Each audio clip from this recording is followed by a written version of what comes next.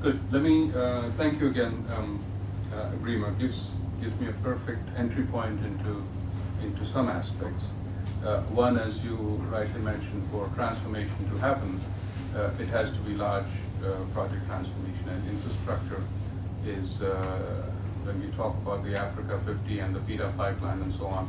These are the types of investments that will turn that will change the face of this continent very quickly.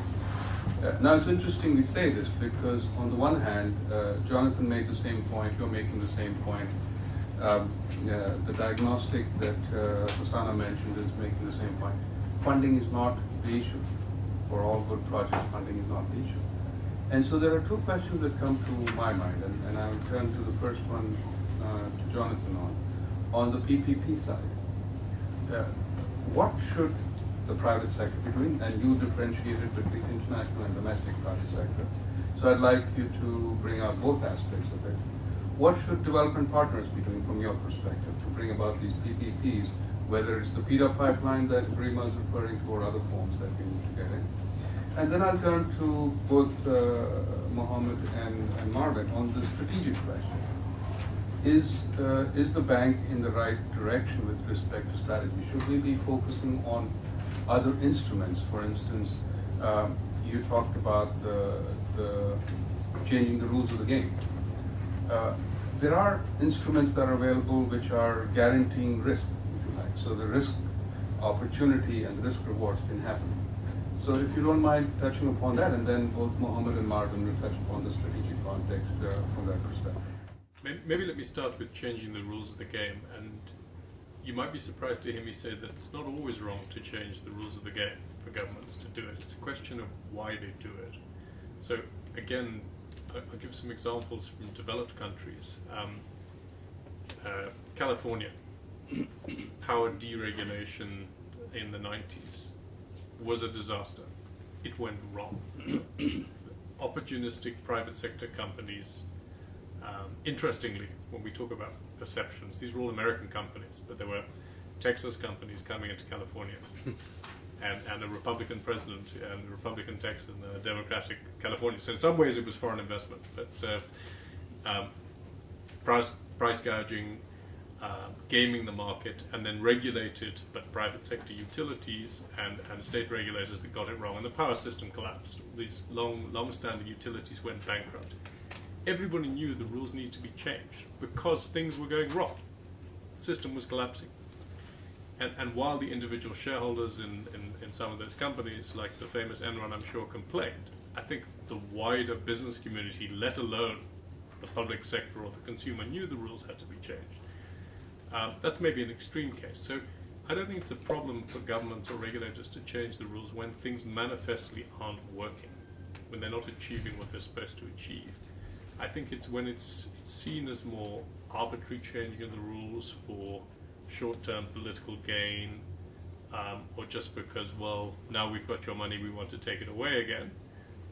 That's more difficult, including in places like France, and I think that case you made about the steel industry is a very, very telling one. So I think it's a matter of it being intelligent and then being a reasoned debate with the private sector about, well, if it's not working, how do we solve it? That doesn't mean taking 10 years to solve it. It may be 6 months, we have a crisis, we're going to fix it. And if you, the private sector, don't come up with a solution, we're going to do it anyway. But giving the private sector the chance to look at these things. Back to the other points you raised about, and perhaps we just summarize them again. You wanted, what can the private sector do more to develop PPPs, was the one? Yeah. I think it's a sense of, do you want to be in a market for a long time? And I know it's very hard sometimes for a private sector at the development stage. It's actually easier at the investment stage. You know, once a private investor has made an investment and is making some kind of return, it may not be the ideal return, for most investors, it's actually quite easy to say, yes, I'm going to be here for the long term. And you know, Hosanna, you may give a different view from the private equity world, which I know has a sometimes a history of needing to be there for only a few years. But I think most other areas of the private sector can go in with a long-term view. It may well be that, in fact, they only invest for 3 or 5 years, but they can go in with a long-term view. The challenge for a lot of private sector investors in PPPs and related areas is the length of time to get their business up and running, to get transactions done in the first place. And I think that's one of the biggest problems we face. That's what turns off a lot of people, is I'm not willing, whether I'm a local company moving into a new sector. So I'm a conglomerate, to use Marvin's example. I mean, I've been doing food manufacturing, and now I want to build power plants. Am I going to build up all that capacity and then find that things don't happen for 10 years? Or whether I'm the multinational that's in that sector but wants to come in here. So I think that's one of the biggest strategies. And that's not unique to Africa. I mean, I remember in the early 90s, a number of the international power companies giving up on India because they'd sat there for years and nothing happened. Now look at India today. It's the largest market for private power in the world. But it took 20 years, or not quite, maybe 15 years from the very first IPP until it became big enough. And interestingly, most of the multinationals disappeared. And the first and second wave of Indian PPPs was almost all done by local companies.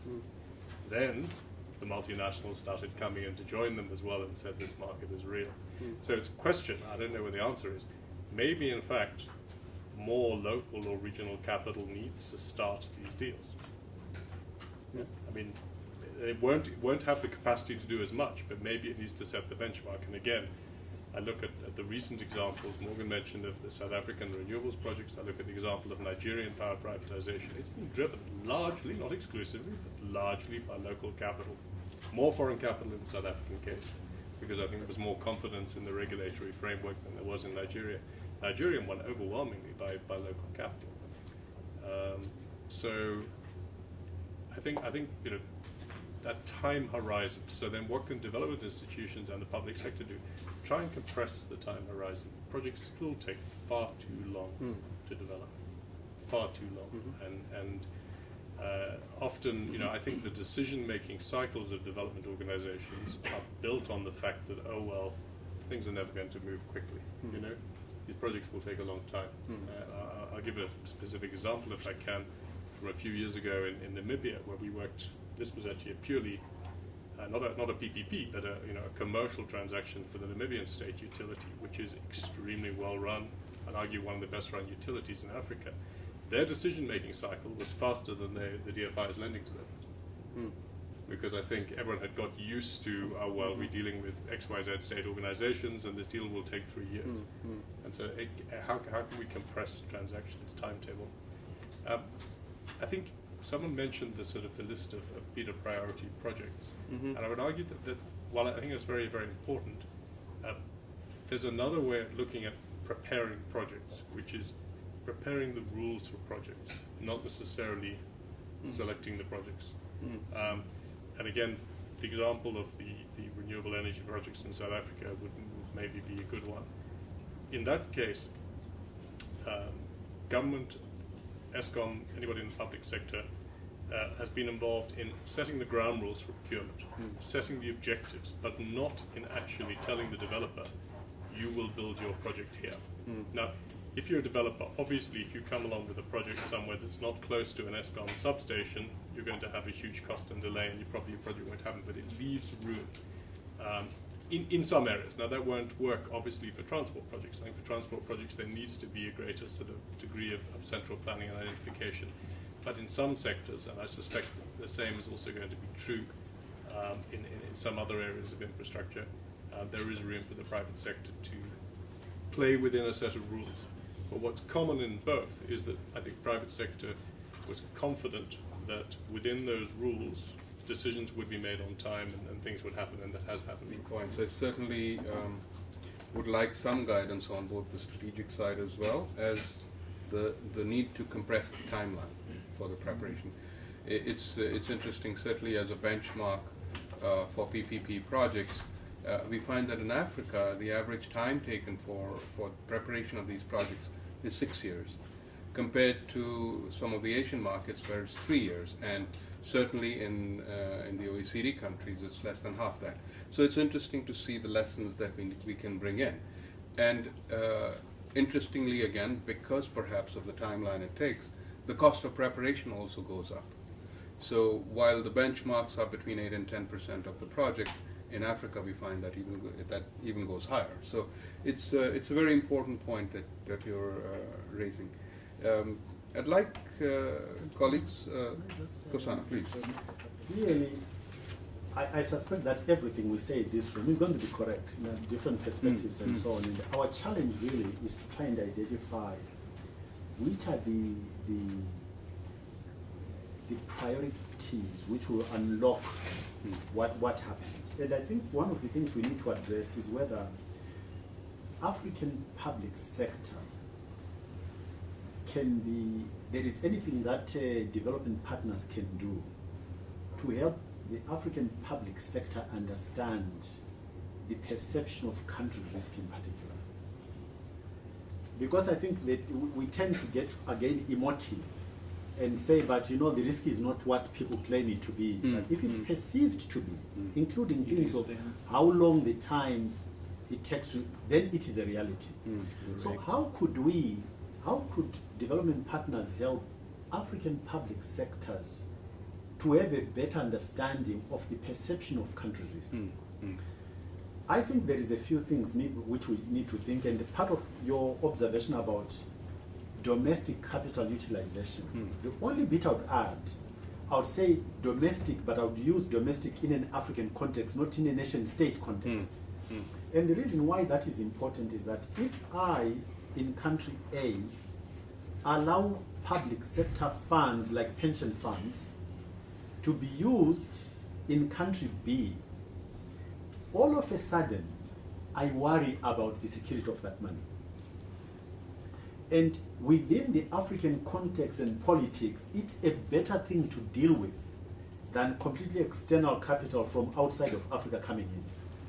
And I think, therefore, the bank plus other development partners, as far as infrastructure is concerned, consider helping unlocking African capital, but on a multi-country basis, not on a single nation-state basis. And deploy that in particular, again specifically, I would argue, within the infrastructure sort of sector. Why? Because I think we've got another misperception from my perspective. I don't think you build infrastructure because you've got money. You build infrastructure in order to make money. Okay? Good point. And also, I would do a cost-benefit analysis or return on infrastructure, not on a financial basis, but on an economic basis. Yeah? And I think those things are necessary as far as African capital is concerned, but multi-country, not nation-state country. As far as the private sector is concerned, I'll take a very similar attitude that development partners, the bank included, ought to try and unlock African private sector capital, but support only entities that are going to invest in cross-border entities. Again, why? We, within Africa, in terms of our socialization, I meet politicians at weddings, at funerals, and so on and so on.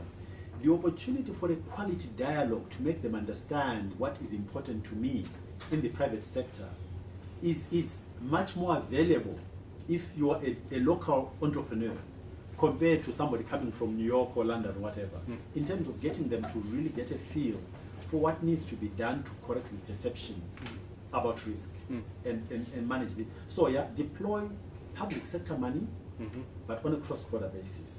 Facilitate and unlock private sector money, but similarly on a cross-border basis in order to facilitate dialogues to educate the public sector, understand better what should happen. Lastly, I think there is a bit of a ticklish issue on how MDBs demand or have put together procurement rules which don't encourage unsolicited bids from the private sector. This private sector says, I see an opportunity, I go for that opportunity.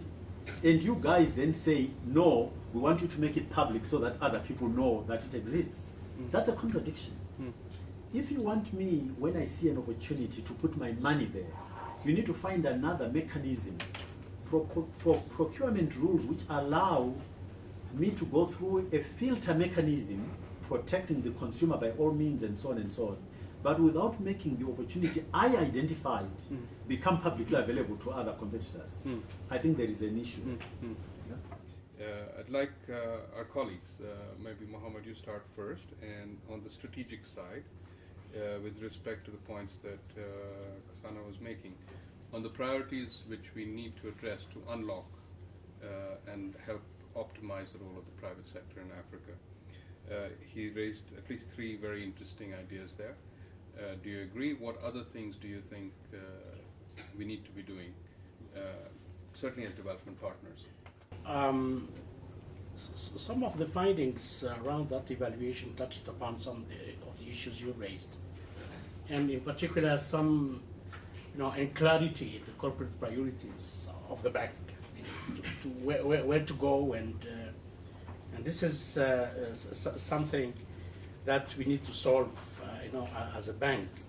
And also, there is an issue of the bank in managing the strategic objectives with the risk management model that we have. Our capital risk is already, completed, whereas, and we need to think to review the whole risk management in order to allow, for opportunities to, provide more resources to increase the level of our interventions. As a priority for the bank, I think the bank has to bring greater attention to develop the financial sector and also the financial intermediation to SME support. This is very important because we didn't find in our evaluation that if the bank is willing to reach the SMEs, we didn't find any supportive evidence that the bank is really reaching SMEs. There is really, and we need to go further. We have an evaluation on specifically on that issue, because extending lines of credit to financial intermediaries, the bank is losing control where the money is utilized. So probably this of the lines of credit, may not probably reach SMEs, but because they are, riskier than others, then the money is going to less riskier projects and not certainly SMEs. So here the priority we need to really probably to develop a well-focused strategy in reaching SMEs and helping the SMEs and helping them right. And this is really what we have found out. Now, I think that also the bank has to be much more proactive in identifying and developing viable projects. I think we are much more, as Ibrima has said, much more opportunistic, transaction oriented, and not enough, having a crop of viable projects to help assist, mainly in the manufacturing sectors and also in the services and other areas, social, infrastructure and so on, that can be probably developed.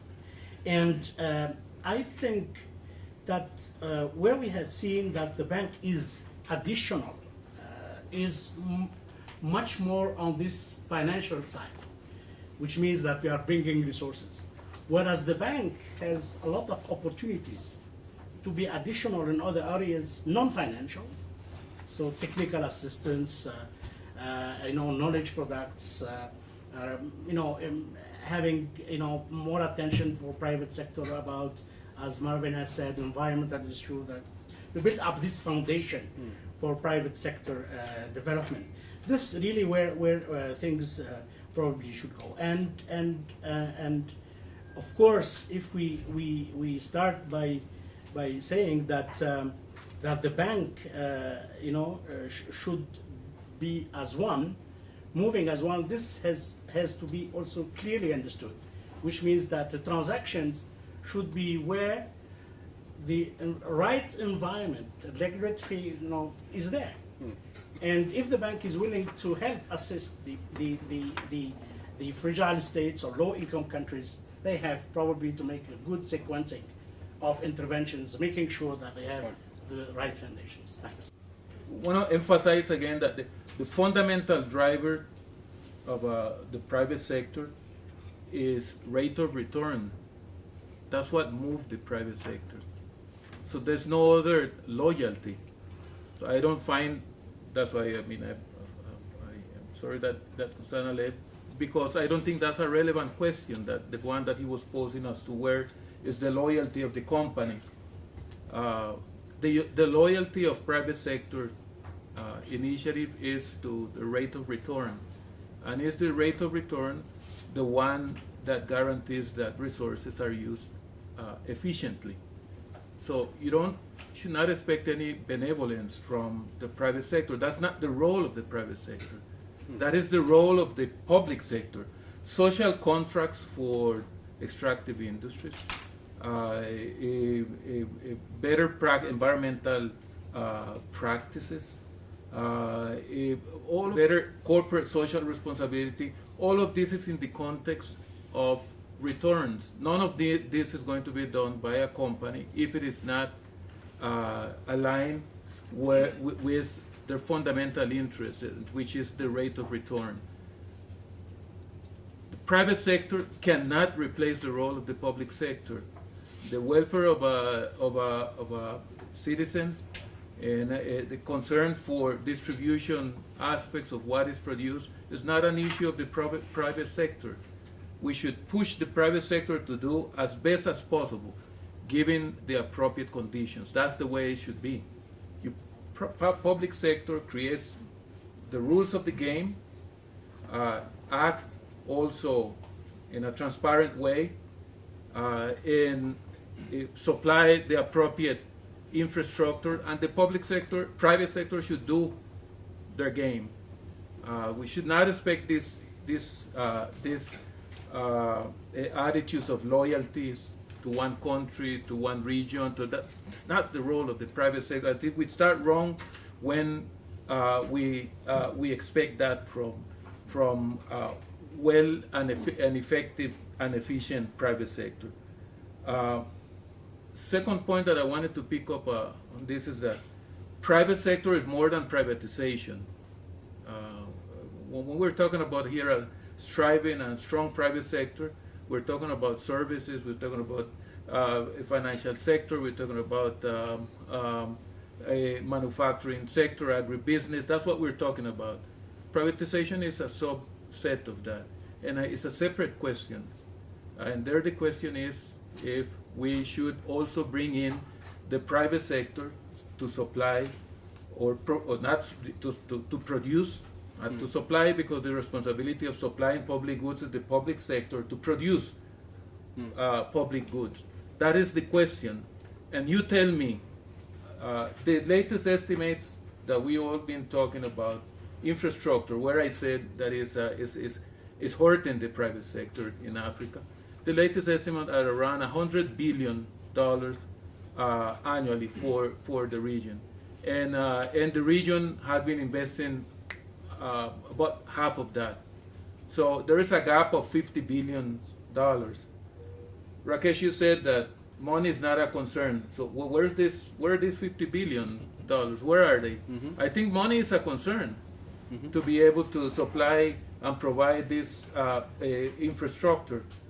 Money is there, but not here. It's there in these other countries that are accumulating surpluses, but it's not coming here. And this to me indicates that we need the role of the private sector in producing fundamental infrastructure. The public sector by itself will not be able to produce it. And this brings me to the other point that Kosana is making. It's not perceptions of a risk. We here, African Development Bank, World Bank, have been measuring these issues here for a long time, and all the metrics indicate that risk is higher here than other regions. In one of these estimates that we produced some 2-3 years ago, we estimated together with the African Development, we estimated that the fundamental gap in cost between private sector in Africa and the rest is due fundamentally to what is called invisible costs, corruption, the losses because of interruptions of electricity, the need to produce collaterals where in other regions is not needed. Is this invisible cost? Aren't these the originators of higher risk for the region or not? I mean, it's not perception. Besides that, I mean, we also measure that. Now, if you wanted more micro, we also measure the profitability of the operations of IFC all across the world. And in Africa, they're less profitable. In other words, they're more risky here in this region. So it's not perception.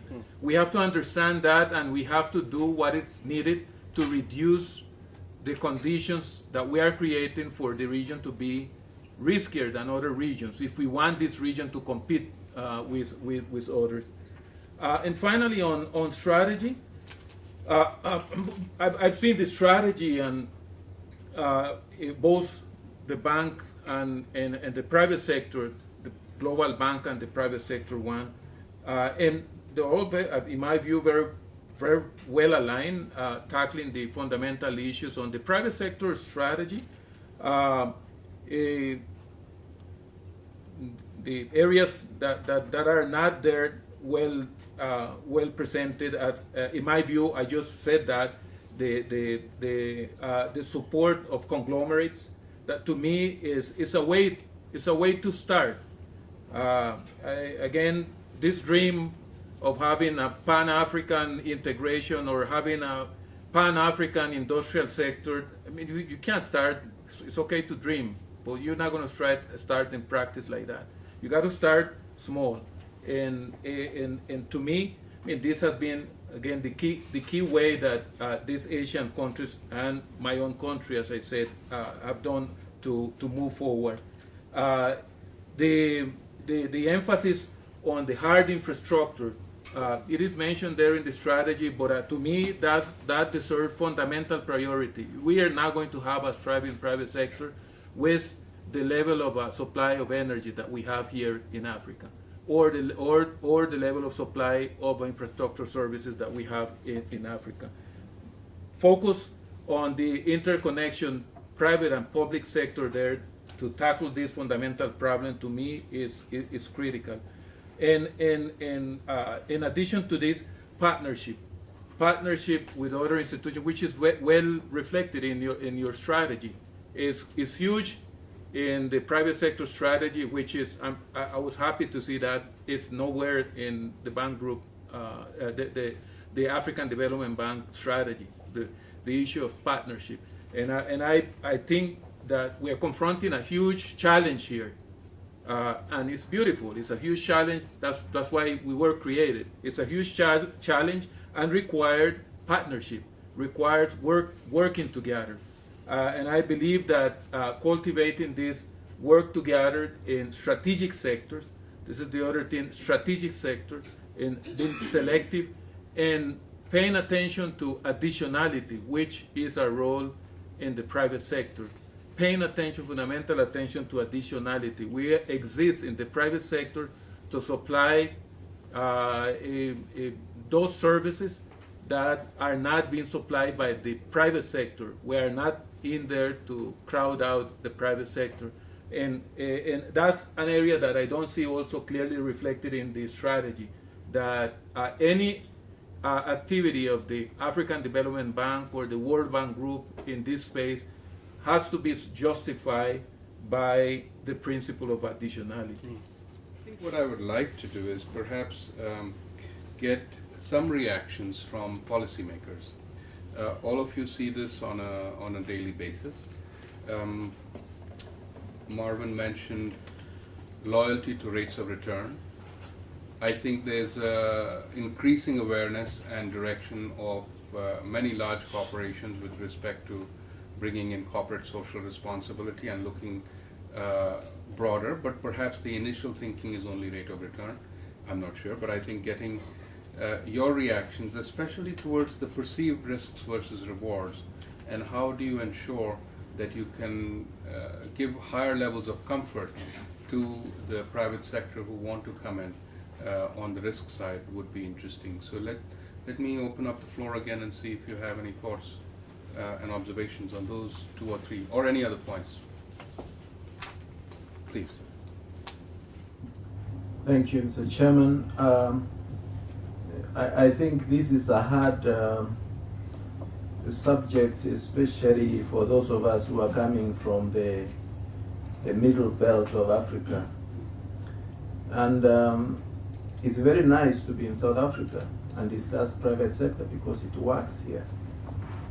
But if you are neighboring Somalia or neighboring Southern Sudan and all these regions which are very fragile, then the issue which I think we should be putting on the table is what are we going to do to make these regions safe so that an entrepreneur who is coming on to invest would be sure that the industry or the factory will be there producing what it was supposed to and not manufacturing arms. Now, the second point, perhaps which has not come out strongly, is the question of technology and the human capital availability and having the relevant skills so that it can really support the private sector. You may realize that in countries like South Africa, because of a strong, perhaps, economy, you are able to attract human capital from elsewhere and be able to put them in industry to be able to produce and so on. But institutions or private sector organizations that want to establish their enterprises in areas like, let me mention the case of Uganda, where I'm coming from, and you mentioned the case of the region around it, the DRCs and so on.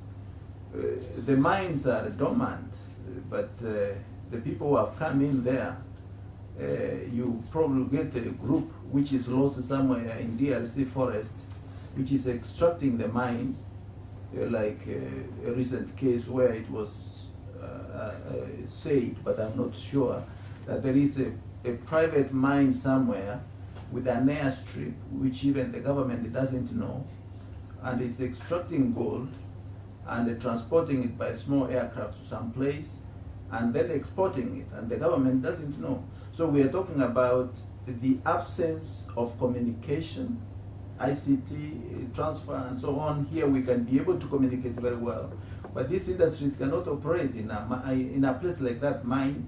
You cannot be able to reach the markets out there.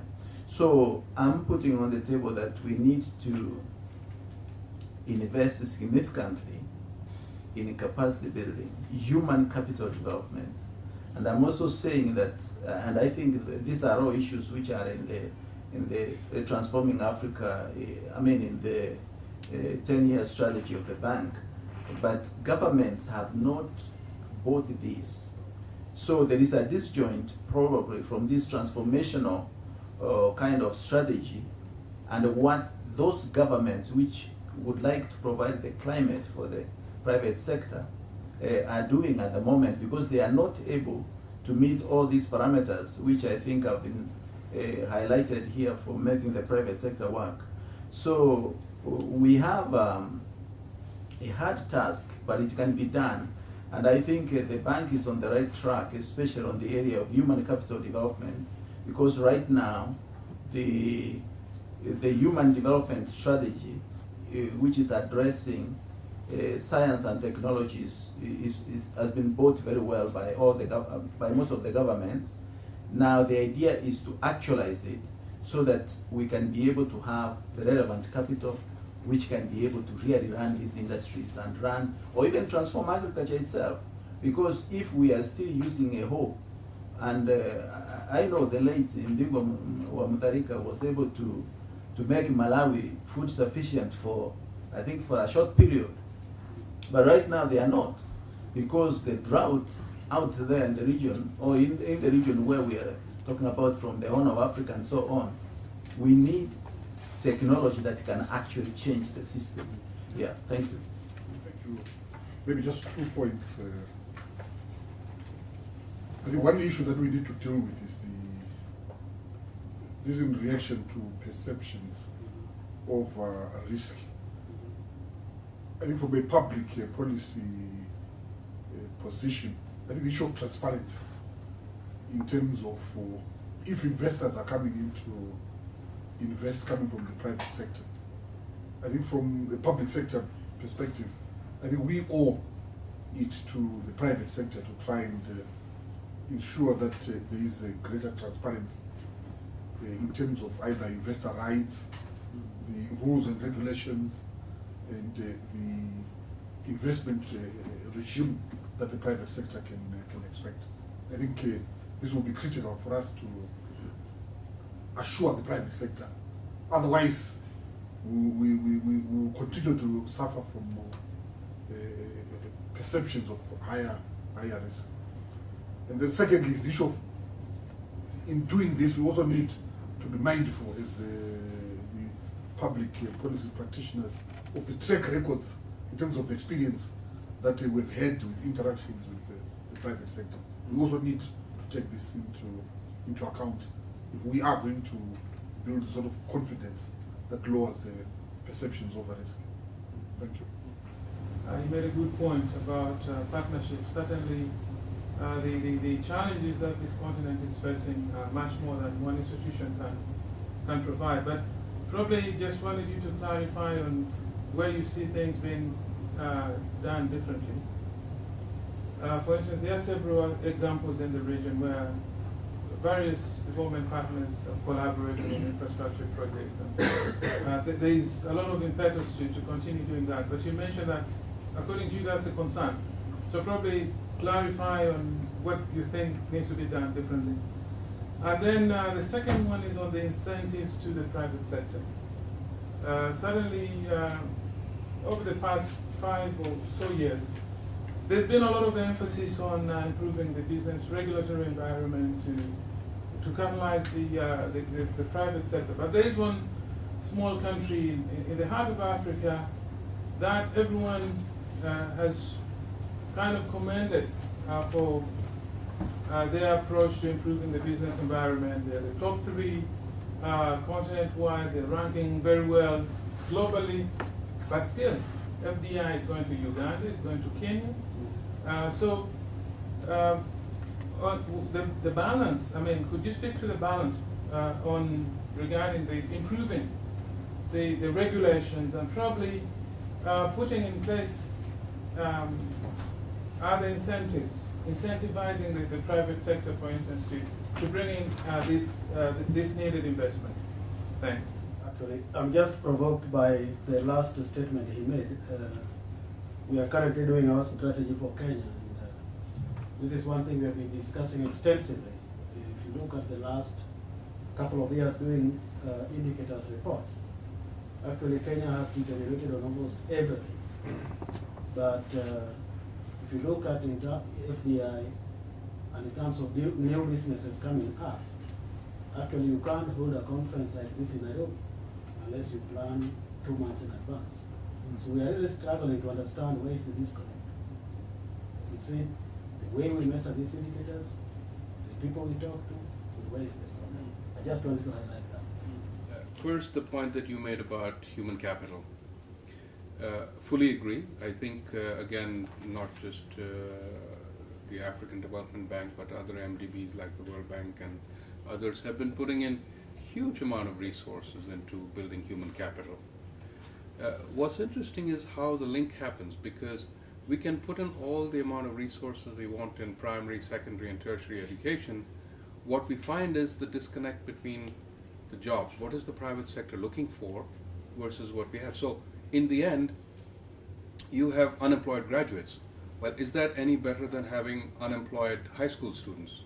And that would be an interesting form to get reactions from colleagues. I would like to link that also to the FDI. because it was presumed, and I guess it works as well, that when FDI comes in, they bring in both technology and human capital skills, and therefore build up on both sides.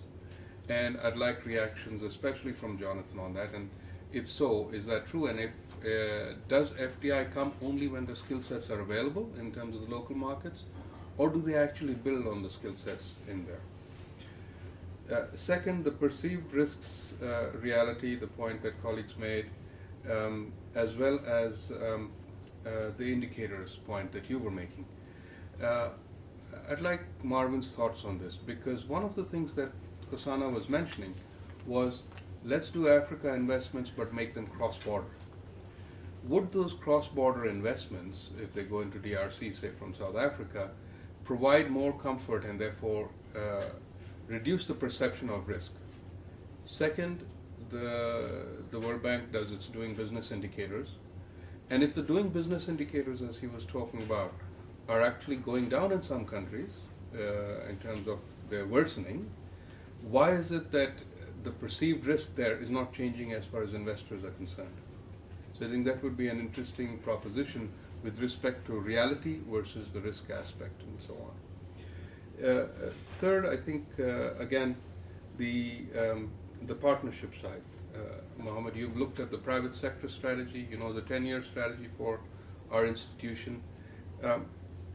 Is the proposal on the partnership and in the direction of our strategy, according to you, is it going to spur private investment and truly ensure a growth side there, or are there going to be other challenges that we need to address before the strategy can be actualized, as they say? There is a shortage of money.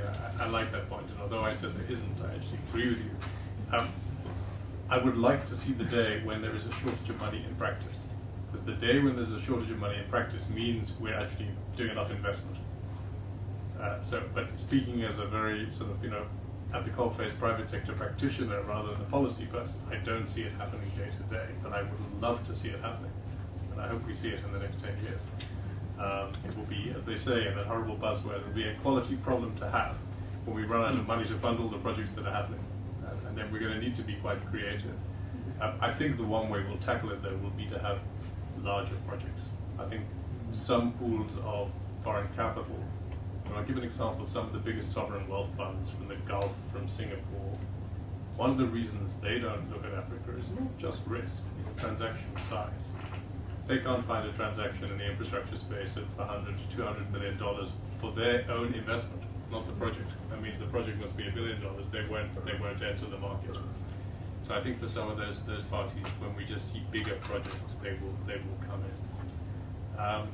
Back to the point on skills development.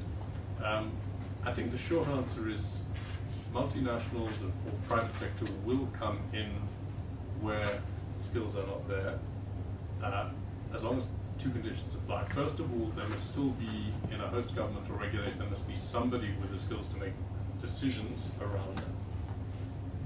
And I don't think they care whether that person is local government or is a secondee from the AfDB or the IFC or whoever, but there must be somebody who can make those decisions and create institutional future around it. It's no good having a consultant who makes a decision for a concession and then the consultant is gone in 2 years' time and then government policy changes.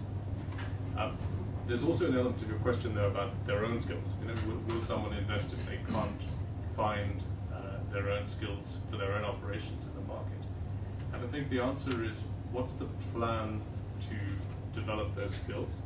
Is there room to bring in expatriate staff? I mean, if you look at the example of Singapore, Singapore, in the 60s and 70s, was very, very open to expatriate talent coming in. I mean, it's still very open today for a different reason, just because it's become a world city, but it was an underdeveloped market.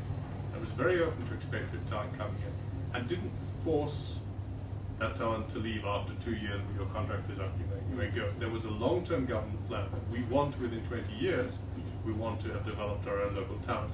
And they would clearly monitor foreign investors to make sure that they were developing local talent. And it worked. And 20 years later, the heads of many multinational and foreign investors in Singapore were Singaporeans, as well as bringing in more and more foreigners. So I think there's a degree of some subtlety required around experience with labour and then skills development, and I think that will be the answer in those markets where skills are in shortage. But it also depends on the sector. I mean, there are many new sectors. Look at new areas of technology or cell phones, where I think it's sometimes presumptive to assume that a foreign investor has greater skills, because their skills are so fast evolving and so specific to the local market and culture. And in that case, it may be a case of creating an environment for an investor to come in, and local talent will actually be better than imported talent, not because it's done it before, but you just created an environment. I mean, I'm sure the gentleman from Kenya would see that in the sort of communications and IT area, where you've had a successful policy. I'm sure there's been a huge flourishing of sort of local skills and ideas, which just weren't there before. So I think it sort of varies from area to area. Thank you very much. I think the issue of the partnership is well handled in the policy and the strategy, etc., but it needs to be put in practice.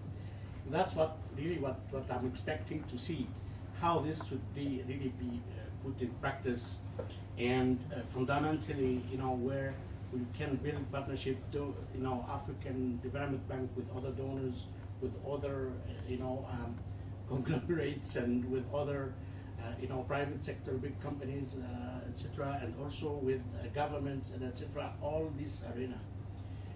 I think the bank probably has started in developing one small initiative, but it was really an indication of how to put it in practice. They have developed an initiative in Tunisia and in the Maghreb in general, what it is called growth for market.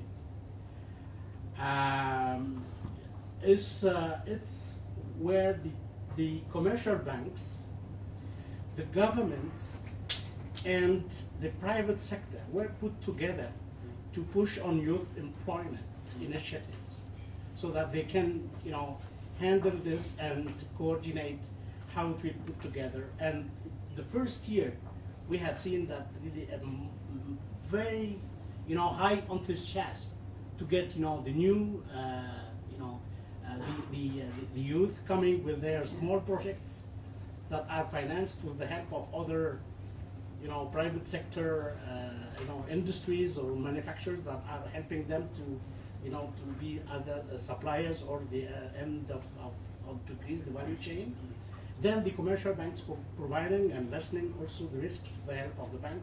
So this kind of partnership and initiatives that really would be the, at a larger scale, would really put in practice this kind of thinking about the partnership. But at a larger scale, I think on the macro policies, there is a lot.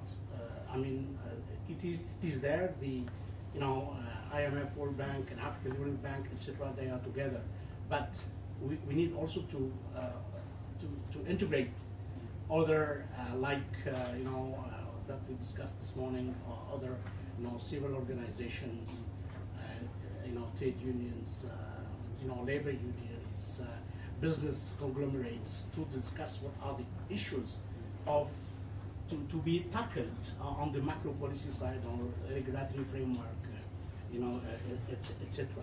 So this is really very much where I would expect this coming forward. Focus on defragmentation. We talk about a lot of fragmentation today, and Jonathan just mentioned that it's a different way of putting what I mentioned before about conglomerates. There are different ways to fight fragmentation, which again is a killer of the private sector development at this point in time. And finally, focus on intra-regional investment, which I believe that they can be highly promising, because regional investors would know much better the environment in which they would be operating. So that's what I would say. Let me try and do exactly what Simon did, which has been an extremely rich discussion.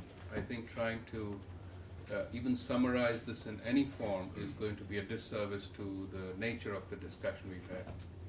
what I did gain from this is a large number of things. First, of course, the broader policy issues that we talked about at length. I would like to make some observations on the last question that many of our panelists responded to. First, what I take away from here is the partnership that Marvin was talking about, the one bank that Mohammed talked about, ensuring that the silo effect is reduced significantly or minimized. It cannot be eliminated. I recognize that as a practical reality, but at least it should be minimized because it is to the benefit of all, not just within the development institution, but certainly across the board to all of our client countries. The good news is that some of this is happening at both the World Bank that Marvin was talking about, but also at the African Development Bank, where thanks to the influential report that Mohammed has led, there are some large changes both structurally and operationally that are taking place to reflect this reality. So that's very good news. The second part that Mohammed talked about was the range of instruments. Yes, there has been a large concentration in one or two instruments for the support of private sector, but now there is a breadth of instruments that are being certainly proposed for utilization. Some of these will include trade finance and instruments there, guarantees and so on. These have always been available to the departments in the African Development Bank, but not used as much as we would think. And we find that thanks to this evaluation, a large focus is being brought in on those aspects. The point that you made, Jonathan, on the policy aspects with respect to ensuring that a large number of countries have a firm plan. Very good idea. I think it would be useful to have a clear deadline and a clear target and a mechanism on how to get there, focusing on the infrastructure side. And I think what the bank is trying to do is, as I quickly mentioned, the creation of a new instrument called the Africa 50 Fund, which is targeting some of these. So the PIDA pipeline is a start. And what we're trying to do is pick the low-hanging fruit, if there is something like that in the PIDA pipeline, and to see how best these can be operationalized quickly to build momentum, let's put it that way. But I think your approach is slightly different, and I like it very much, because once you have a clear target and so on, beyond national strategic plans, 5-year plans and all that we see, but much more clearly articulated, I think it will build not just ownership and accountability, but also the pressure from the external sources to bring that about. So I thought that was going to be quite effective. Similarly, on the catalytic effect that you talked about, Marvin, yes, it seems like an obvious statement, but it doesn't quite happen always. We are, as you say, a drop in the ocean with respect to the financing side. The question is, how do we ensure that there is additionality and a catalytic effect in this? So the small resources that we have should be multiplied tenfold to bring in the desired impact to spur private sector. I like the rapid response to energy and transport. I wish that our response, not just to public sector but also to private sector, was rapid in every form, not just in specific sectors. But I think starting small, starting specifically, would be a big help to all of us. Let me, on behalf of everybody, thank our panelists and give them a big hand.